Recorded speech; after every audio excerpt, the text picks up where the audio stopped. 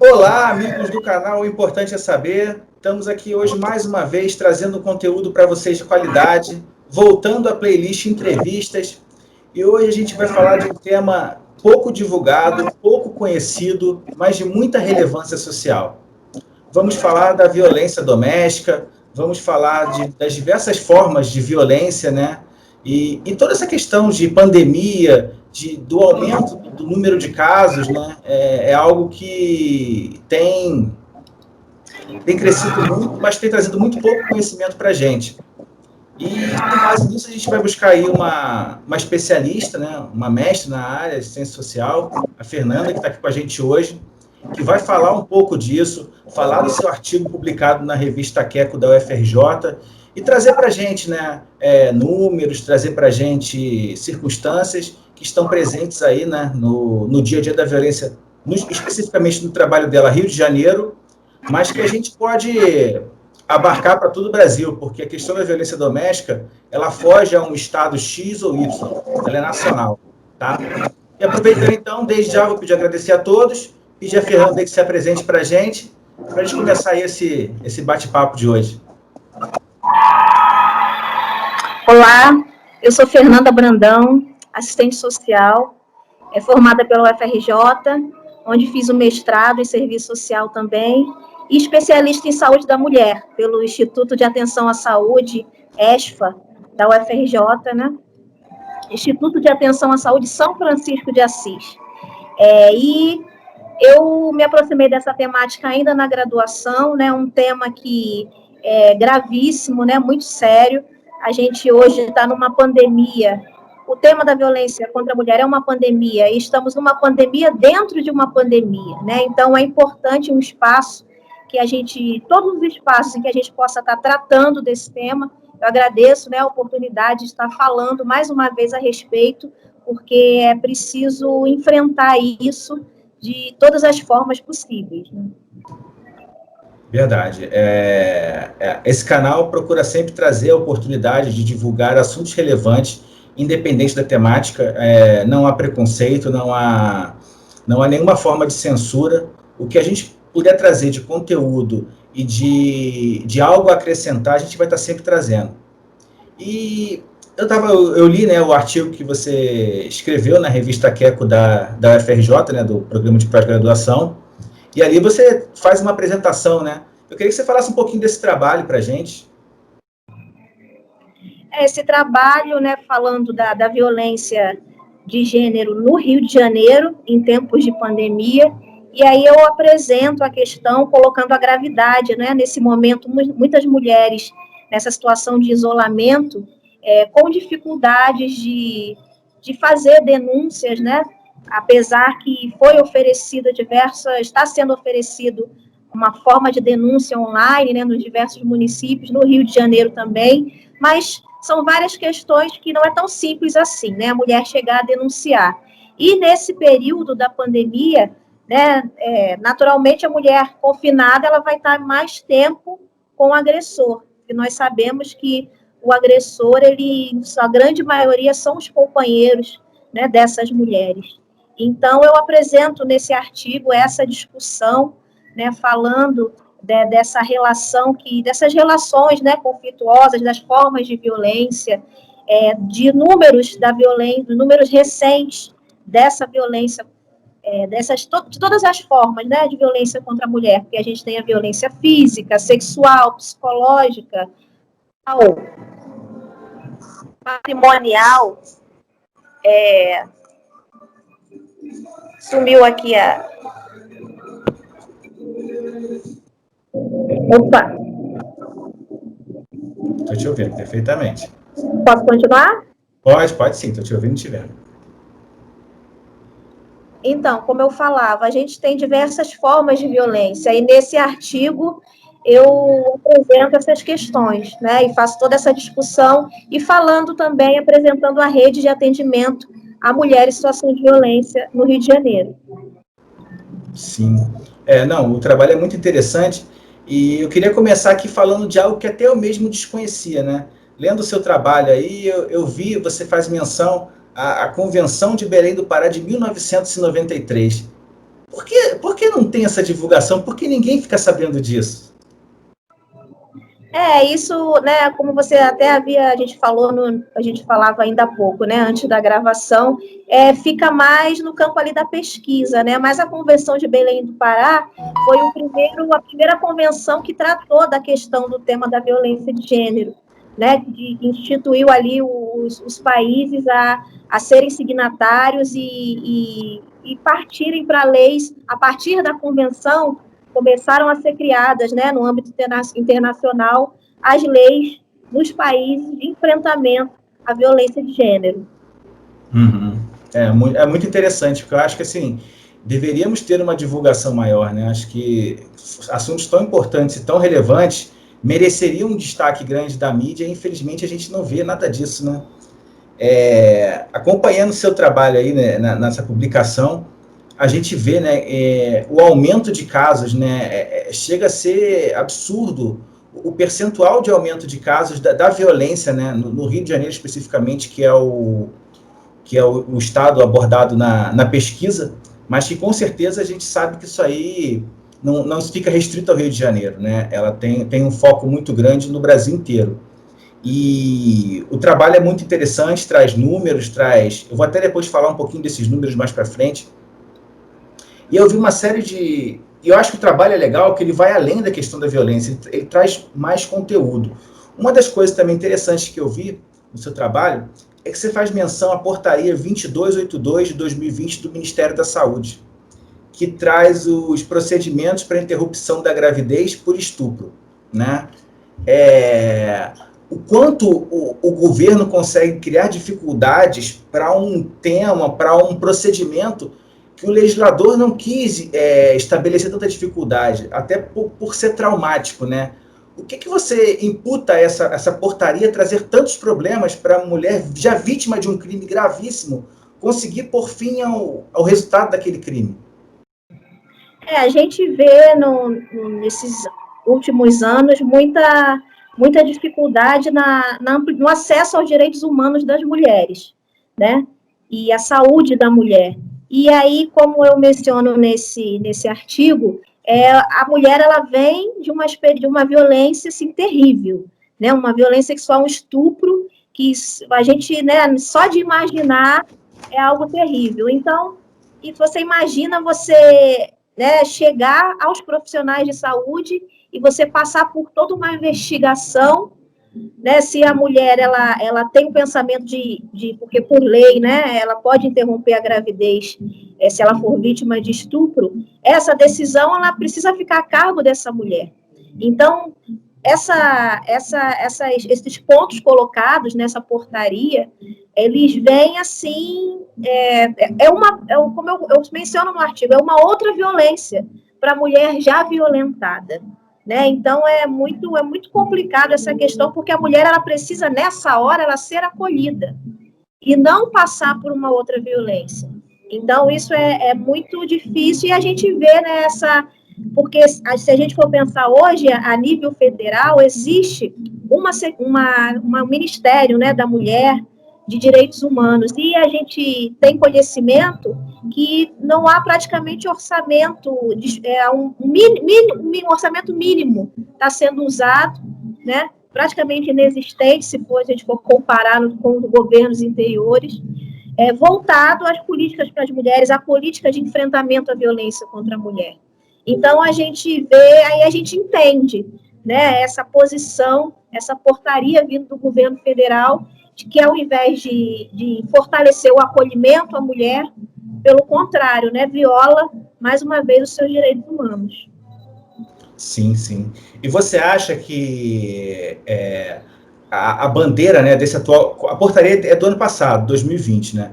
Então, assim, você acha que a bandeira do governo Bolsonaro, que é uma bandeira voltada para, teoricamente, o conservadorismo, voltada para a bancada evangélica, que é muito forte hoje, tem grande influência no poder, você acha que, de alguma forma, isso influenciou na criação dessa portaria? Eu acredito que sim, por toda esse envolvimento, né, toda a linha, né, desde o primeiro momento, antes, na verdade, do próprio presidente ser eleito, né, já apresentava já as suas ideias, né? E aí, naturalmente, isso vem, não é uma coisa de surpreender ninguém, né? Então, é muito complicado, né? E, como eu falei, para os direitos humanos das mulheres, é muito ruim, né? Sim, verdade. Foi o que você falou. Esse governo sempre deixou claro que não era prioridade. Direitos humanos, principalmente de negros, indígenas, homossexuais, pobres. Acho que desde o começo ele sempre deixou claro. Não enganou ninguém, assim. Era uma bandeira já desde a campanha, né? Uma outra questão também que eu achei muito interessante no seu trabalho é que você fala também da emenda constitucional, né, lá do governo Temer, que é a emenda constitucional 95, que cria o teto de gastos, né? Ou seja, você congela os gastos com saúde, educação, gastos essenciais, mas não abarca, né, os gastos da dívida pública, ou seja, é um absurdo. Você tira o social, mas não tira a dívida. E, além disso, o que esse teto de gastos pode trazer de piora no tratamento de questões como a violência e como o acolhimento da mulher? Porque, como eu mencionei, a questão do orçamento, né? No caso, para as políticas para as mulheres, e por essa emenda prejudica a saúde, prejudica a educação, prejudica todas as políticas públicas. E o mínimo, né, para tudo caminhar, para que a população tenha acesso às políticas, aos direitos, né, porque são direitos constitucionais, é o orçamento. Então, né, isso deveria ser revisto, né? Vindo, não sei, de repente até mesmo do Congresso Nacional deveria ter a gente espera que esse ano de 2021, né, que pelo menos, porque isso precisa partir do Congresso. A gente entende que percebe que do governo federal, pelo direcionamento desde o início, não vai ter essa iniciativa. Então, é preciso toda uma pressão popular, né, porque é muito complicado e prejudica completamente o orçamento, que já sempre foi restrito. Você imagina um orçamento congelado por 20 anos. A tendência é a população ter menos acesso aos serviços públicos do que já tem hoje, né? Verdade. E você, no seu dia a dia prático, você já vê a influência dessa restrição orçamentária no seu trabalho? Hoje eu sou assistente social do SUS, né, atuo em um hospital do Estado, e desde da graduação, desde da própria residência, a gente vê a dificuldade do acesso, né, à população aos serviços públicos, né, a demanda é muito grande, né, assim, são poucos profissionais de saúde, a gente vê que há anos não são feitos concursos públicos, por exemplo, no município, né, do Rio, no estado, e a gente, em atendimento, a gente observa quantas questões a população tem, e sempre fica fila de espera na saúde, na educação. Então, é muito difícil, né, para a população toda essa conjuntura. Verdade. Eu, nesse assunto, eu até queria dar um pouco da minha experiência. Eu fui servidor do município do Rio por 8 anos. E trabalhei na Secretaria Municipal de Saúde, né? E assim, na minha época, não estou fazendo campanha para ninguém aqui, longe disso, é apenas uma constatação. Durante o governo César Maia, ainda se teve um investimento na saúde. O quadro era basicamente de servidores públicos, tinha muitos concursos abertos, muitas oportunidades. Com a saída do César Maia, com a chegada do Eduardo Paes e do Crivella, a gente viu o crescimento de OAS com contratos milionários, que depois foram suspensos pela justiça, foram suspeitos de fraude, desvio de dinheiro público, enfim. Houve toda essa questão que acabou prejudicando muito, enfraquecendo a saúde. Porque, assim, o servidor público ele pode ter todos os defeitos dele, Fernanda, mas eu acho que ainda é o melhor caminho.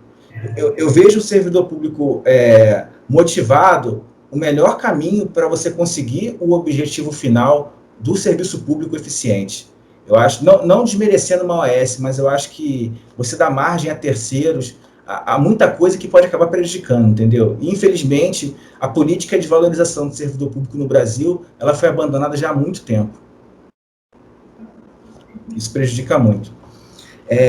Voltando aqui ao seu trabalho, eu vi que você também faz menção a uma CPI do Senado de 2013, né, que constatou a precariedade na aplicação, né, dos instrumentos legais ao enfrentamento da violência, né? Essa CPI, por que não foi tão divulgado? O que aconteceu depois dela? Você tem alguma coisa que você possa falar para a gente sobre isso? Essa CPMI, ela fez um panorama, né, a nível nacional dos equipamentos, como estava acontecendo essa atenção à mulher, né? No período, no ano, é importante destacar que a partir do ano de 2003, com a criação da Secretaria de Política para as Mulheres, e com o status de ministério, que isso ocorreu ainda no governo Lula, né, em 2003, de 2003 a 2013, houve um avanço muito grande, houve toda uma reestruturação a nível nacional que rebateu nos estados, né, porque foi criado um plano nacional de política para as mulheres, e a partir desse plano, um pacto de enfrentamento, né, um pacto de enfrentamento à violência contra a mulher, que reforçou nos estados a criação de delegacias de atendimento à mulher em situação de violência, centros especializados de atendimento. Então, essa CPMI fez um levantamento, né, em que estados estava acontecendo o maior número de violência doméstica, feminicídio, e aí, como eu coloquei, ela foi de 2013, né? Então, já de 2013, o que aconteceu? Já de 2013, 2014, 2015, foi tendo um enfraquecimento dessa secretaria, desse ministério, né? Até que ele, na época do governo Dilma, ele acabou. Então, daí a gente entende essa pouca divulgação, né? E desde então, desde esses anos, 2015, 2016, ficamos um período sem esse ministério, né? Que retomou com o governo Bolsonaro, mas como eu, né, também tem toda essa problemática de falta de orçamento, mas nessa década de 2003 a 2013, houve um avanço muito grande. E essa CPMI fez esse panorama, né, de como houve um avanço, mas assim, a gente teve a Lei Maria da Penha, né, nesse período, 2006, a Lei Maria da Penha, se a gente for pensar, é recente, ela vai completar 15 anos. Mas, a partir da lei, a lei a gente considera um marco, né? Um marco na luta política das mulheres, né? E, assim, houve toda uma divulgação da lei nesse período, houve esse reforço, como eu disse, aumento do número de delegacias, mas pelo grande número de mulheres em situação de violência, a gente considera ainda poucos equipamentos, pouca divulgação.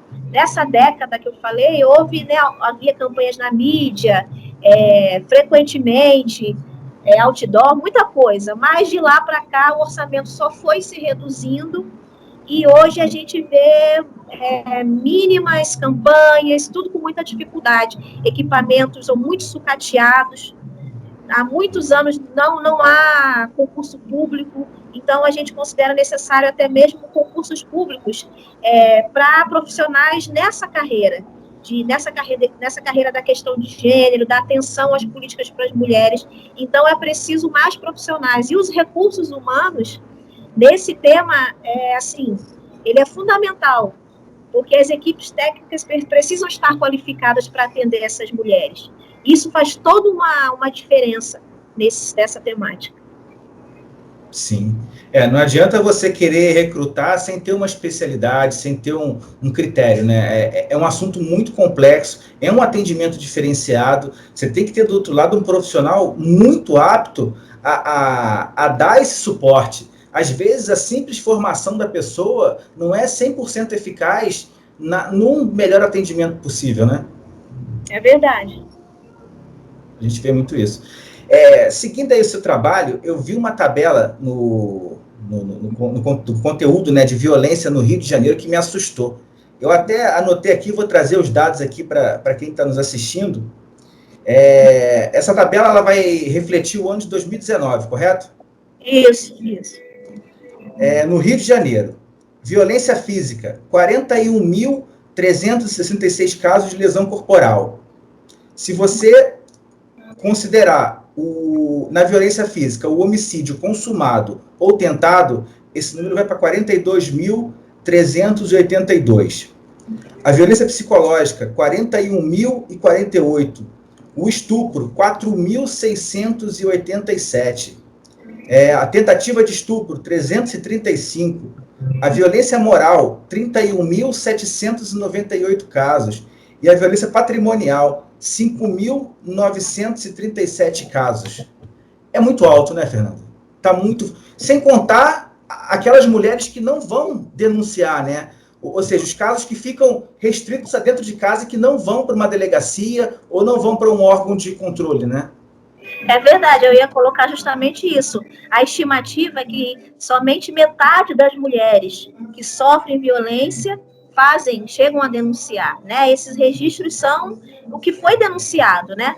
Os que foram denunciados. Então, quer dizer, os números são maiores, sobretudo da violência sexual. Nesse caso, no caso específico do estupro, a estimativa é que somente de 10 a 15% das mulheres denunciam. Né? Então, quer dizer, olhando esses números já são absurdos. Imagina, né, se houvesse todas as denúncias, e a gente sabe que por ser um tema complexo, a denúncia não é simplesmente porque a mulher não quer, né? Porque tem a tendência muito forte de a mulher ser culpabilizada pela violência que ela sofre, né? E é muito fácil quem está de fora falar: por que aquela mulher não denuncia? Por que ela não larga aquele agressor? Né? Não é uma questão simples. Quando a gente senta para atender uma mulher em situação de violência, ela mesma, em um atendimento, ela coloca uma violência, mas a partir da conversa, a gente muitas das vezes descobre que ela já sofreu todos os tipos de violência possíveis, e ela mesma não percebia. Então, é algo muito complexo que a mulher simplesmente não denuncia porque ela não quer. Mas são várias questões envolvidas nisso. Né? Sim, a violência física ela é mais visualmente falando, ela chama mais atenção, né? Mas às vezes a mulher ela é vítima de violência psicológica, violência patrimonial, e muitas vezes nem se percebe que isso é uma violência. É verdade. E assim, nos últimos anos, os números da violência psicológica, os registros, né, de denúncia aumentaram. Então, a gente percebe que as mulheres têm, assim, né, ainda que lentamente, tem acontecido uma maior percepção, né? Porque a violência psicológica é a mulher, né, ser ofendida ali na sua autoestima, né, ser chamada de feia, de gorda, a humilhação, a ameaça, né? Isso é muito recorrente, a ameaça, e a mulher, há um tempo, há uns anos atrás, não havia denúncia, e tem crescido, né? Depois da violência física, ali um dos números maiores é a violência psicológica. Sim, são números muito próximos, inclusive, né? Ou seja, fica ali na faixa de 41 mil, basicamente a mesma quantidade, né? Ou seja, foi o que você falou, a violência psicológica ganhou uma divulgação muito grande, porque a física todo mundo sempre conheceu, né? Até porque ela deixa marcas, e isso acho que salta aos olhos de quem atende ou de quem vê, mas a violência psicológica, às vezes, ela faz um estrago tão grande, porque você começa a minar a resistência da pessoa, né? A mulher, ela vai se enfraquecendo psicologicamente e cada vez aceitando mais e mais a submissão. É verdade, complicado. E hoje a gente vê muitas mulheres adoecidas, né, psicologicamente, e às vezes nunca foram agredidas fisicamente. Mas eu lembro que em um período da residência eu atendi uma senhora que ela tinha 50 anos de casada, e ela disse que no início havia muita violência física, depois parou, mas a violência psicológica até ela já tinha mais de 60 anos, quase 70 anos, e continuava. E ela foi para aquele atendimento porque ela estava perdendo muito peso, e na verdade eu estava num período da residência no setor de testes rápidos de HIV, né? E ela foi fazer o teste pensando que estivesse doente, o teste deu negativo, e no atendimento ela começou a falar da violência. E ela falava das ameaças, né, dos xingamentos, e ela estava perdendo peso, ela tinha perdido uns 30 quilos de poucos anos até aquele momento, e só devido toda a violência psicológica. Ela já tinha feito diversos exames de saúde e não dava nada. Ela estava adoecida devido a somente a violência psicológica. Sim, ou seja, fisicamente ela até achou que tinha o vírus da AIDS, mas na verdade era tudo na cabeça, psicológico, né? Por conta de toda a violência que ela sofria. É verdade, infelizmente muitas mulheres até se suicidam, né? E entram em depressão, diversos transtornos, passam a ter transtorno de ansiedade, devido à violência psicológica e às outras formas também, né? Verdade. E Fernanda, com números tão altos, né? O que a gente pode esperar para o futuro? Tem como melhorar? O que você sugeriria como uma forma de reduzir, né, esses quantitativos tão exorbitantes? Olha, primeiro, eu penso que primeiro, assim, a gente colocou um pouco, né, partindo do nível federal, né, hoje a gente tem um Ministério, né, de Direitos Humanos, né, da Família, da Mulher. É preciso um reforço é preciso primeiro existir um orçamento adequado, né? Existiu alguns anos atrás, nesse período que eu havia mencionado, da época da antiga Secretaria de Política para as Mulheres, um projeto chamado Casa da Mulher Brasileira, e esse projeto, seriam casas, foram feitas muito poucas, a ideia era que existisse em todo o Brasil, casas de atenção à mulher em situação de violência, que nessas casas ela tivesse assistência jurídica, psicológica, né, de saúde, ou seja, um equipamento completo em cada estado do Brasil. E esse projeto, se eu não me engano, hoje existem acho que 6 ou 7 casas no máximo, mas estão completamente sucateados, porque foi lançado o projeto e daí em diante só houve um enfraquecimento. E hoje, como eu disse, o fortalecimento é inexistente. Seria o ideal, né? Hoje a gente tem em alguns estados os equipamentos, os centros de atendimento à mulher, mas como eu disse, são profissionais assim com contratações precárias, não existem mais concursos públicos nesse sentido, então é preciso começando por aí, pelo orçamento para a rede, para os recursos humanos, né? E a partir daí os municípios, né, ter todo esse trabalho de campanhas, né, de divulgação, a divulgação da própria Lei Maria da Penha, que, como eu disse, é recente, mas as mulheres têm muita dúvida. Apesar de ser uma lei muito popular, há muita dúvida. As mulheres acham que não funciona, mas funciona sim. A gente tem conhecimento de agressores que foram punidos, de mulheres que... Muitos feminicídios foram evitados devido à Lei Maria da Penha. E falando da lei, a lei não tem somente uma dimensão punitiva, ela traz uma dimensão protetiva, né? A dimensão preventiva. Preventiva, no caso, diz respeito a essas campanhas educativas, toda a divulgação, e a parte protetiva é justamente protetiva e assistencial, é a parte da rede de atendimento, que precisa ser fortalecida, e, por fim, a punição. Porque a gente sabe que se não houver somente punição, mas não houver prevenção, não adianta, né? Então é preciso ter esse olhar amplo, né, de nossos governantes para estar atuando em todas essas dimensões da lei, né, com orçamentos, né, como eu disse, a princípio em nível federal, e os estados, né, estarem trabalhando, fortalecendo os centros de atenção. Aqui no município a gente só tem um centro de atendimento que fica localizado no centro do Rio, um centro do município, né? Então, com uma equipe técnica com poucas profissionais. Mas é preciso que haja mais centros, é preciso que haja mais esse reforço para que a gente comece, né, a avançar e que esses números comecem a cair. Sim, verdade.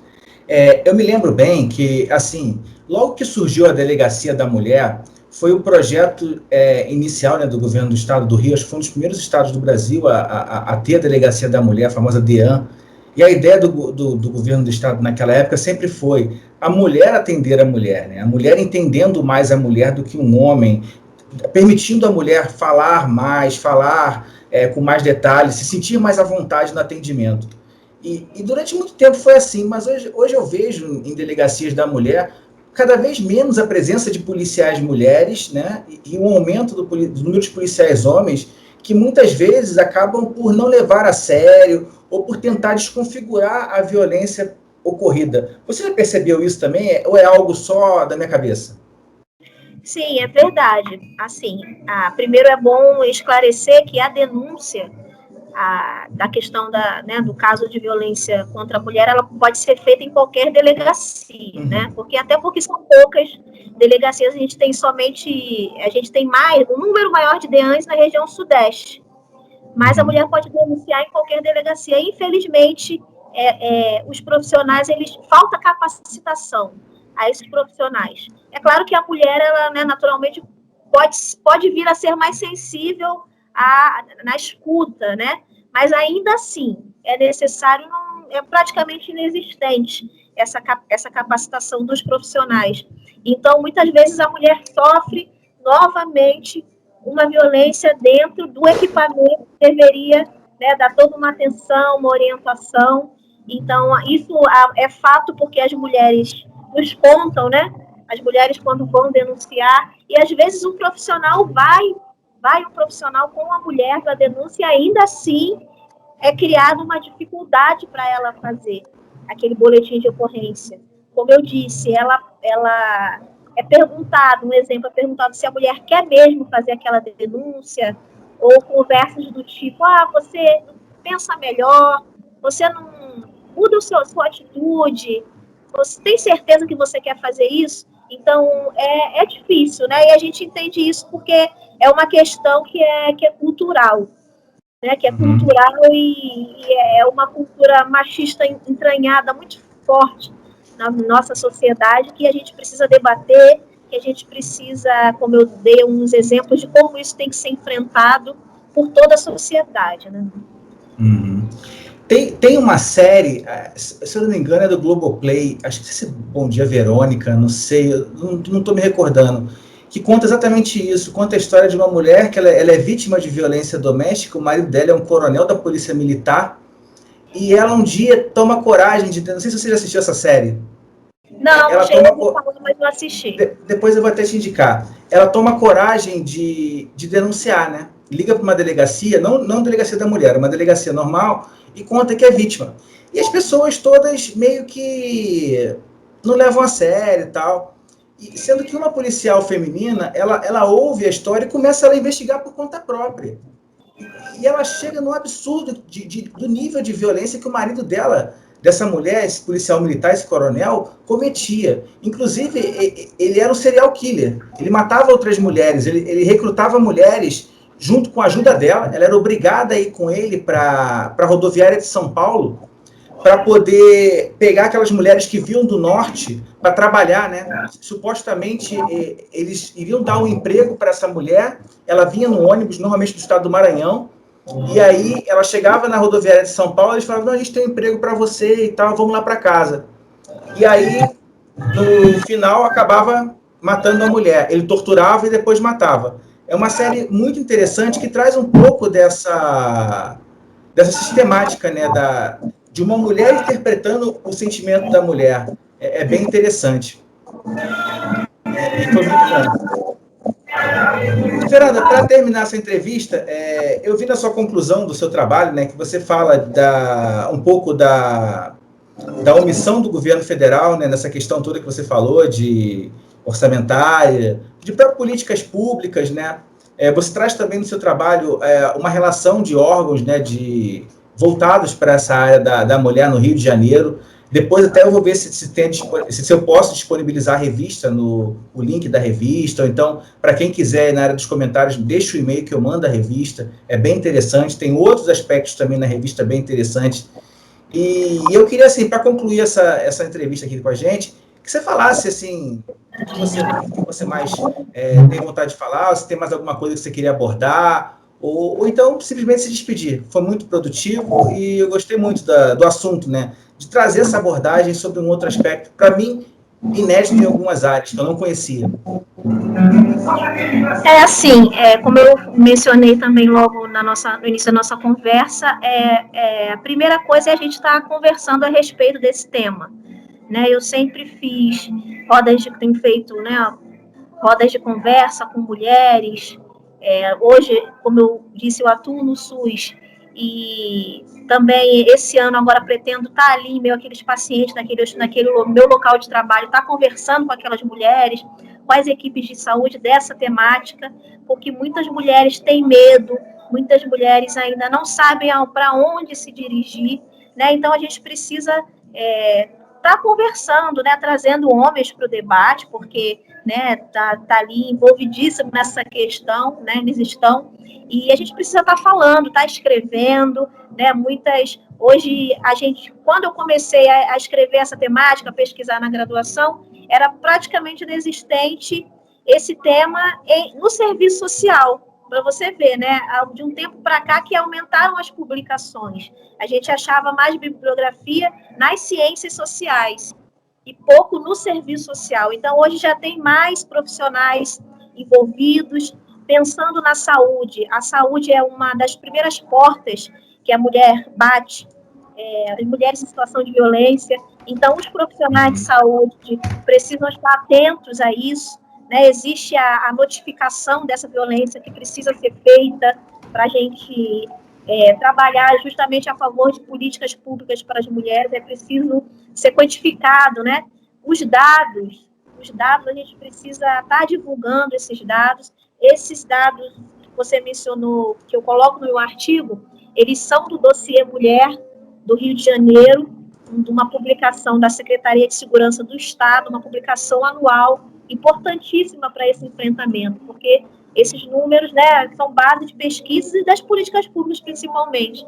Então, a gente precisa estar tratando disso, estar socializando informação, estar fortalecendo a rede. Eu fiquei muito satisfeita que agora, em janeiro, foi retomada a Secretaria de Política para a Mulher do município do Rio, que até há um tempo atrás estava reduzida a uma subsecretaria, e a partir de agora está uma equipe excelente, que vem, né, que tem apresentado estratégias de fortalecimento, tem apresentado o início de trabalho, querendo levantar, né, toda essa política para a mulher no município do Rio, e isso é fundamental, né, para os municípios, como eu disse, para os estados. E a gente torce para que né, a nível federal também, porque é chave, que haja esse reforço, né, nessa atenção para que seja trabalhado as formas preventivas, protetivas e punitivas também nessa questão da violência contra a mulher. Eu agradeço, né, a você, mais uma vez, essa oportunidade de estar falando, porque a respeito disso, está conversando e apresentando todos esses números, porque há muito ainda no que se avançar nessa questão. É verdade. E eu acho também interessante, até para dar uma temática a esse assunto, tem certos assuntos que, infelizmente, a gente trata como política de governo e deveriam ser políticas de Estado, né? Quando você trata como política de governo, acaba acontecendo como você falou, de 2000 a 2013, em que você tem um governo X, um crescimento da qualidade, aí quando você vai para um governo Y, você vê a queda, porque a gente está falando de política de governo. Quando a gente fala de política de Estado, pouco importa se é um ministério, uma secretaria, uma subsecretaria. Quando o Estado foca na solução do problema como algo permanente, aquilo ali é muito mais bem enfrentado de quando a gente deixa a cargo de quem está governando, né? Eu acho que isso também é muito importante. Alguns assuntos do Brasil deveriam deixar de ser política de governo e passarem a ser política de Estado. E eu estava pesquisando aqui, o nome da série, que até indico para todo mundo aqui que está assistindo, é muito interessante, aborda muito bem esse assunto, é Bom Dia, Verônica. É uma série da Netflix, ela só tem uma temporada, tá? E conta exatamente a história disso, da violência doméstica, de uma mulher desesperada por um marido que é visto pela sociedade como um deus, é um coronel da PM que envolvido em vários tiroteios, que salvou muita gente, e dentro de casa ele faz de tudo para acabar com a mulher dele, psicologicamente, fisicamente, exatamente o que você falou, aborda toda essa sistemática de violência, não só a física, mas levando a mulher dele a uma situação extrema de desespero, de dor, de pensar até mesmo em se matar. É muito interessante e eu acho que traz muito bem esse tema que foi aqui discutido, tá? E no mais, eu só tenho a agradecer a você, Fernanda, pelo bate-papo. Futuramente, vamos fazer outros. Acho que foi muito produtivo. A gente tem uma linha de debate também no canal, que eu trago várias pessoas. e conseguindo conciliar com a sua agenda aí, a gente vê se marca alguma coisa também para debater quando tiver assuntos voltados a essa área, que é muito comum na nossa mídia hoje em dia, né? E, no mais, é só agradecer a todo mundo, agradecer aos inscritos, agradecer a Fernanda,